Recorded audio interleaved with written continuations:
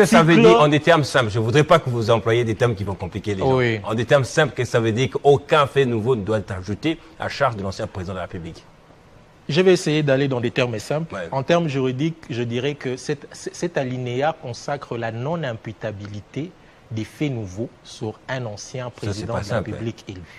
Je vais descendre encore pour être plus compréhensible. Ça veut dire on ne peut pas poursuivre un ancien président de la République pour des faits infractionnels.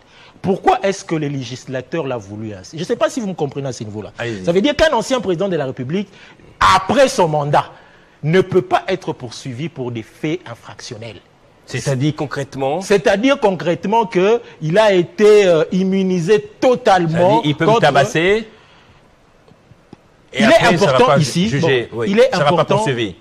Bon, on ne peut pas dire qu'il peut tabasser, c'est quand même un haut dignitaire de la République. Je voudrais que vous soyez concret pour que tout le monde comprenne. Oui, c'est pour dire. J'aimerais bien expliquer l'importance et la portée de cette disposition. C'est vrai qu'elle consacre la non-imputabilité des faits nouveaux sur un ancien chef de l'État. Mais pourquoi le législateur l'a voulu ainsi? C'est parce que le législateur savait qu'il ne pouvait que planer sur un ancien chef de l'État des velléités de poursuite qui pouvaient être à des moments peut-être fantaisistes, tout comme réels. Mais il planait, politiquement aussi. Motivé politiquement, il y aurait toujours eu de risques qu'un ancien chef de l'État puisse être poursuivi.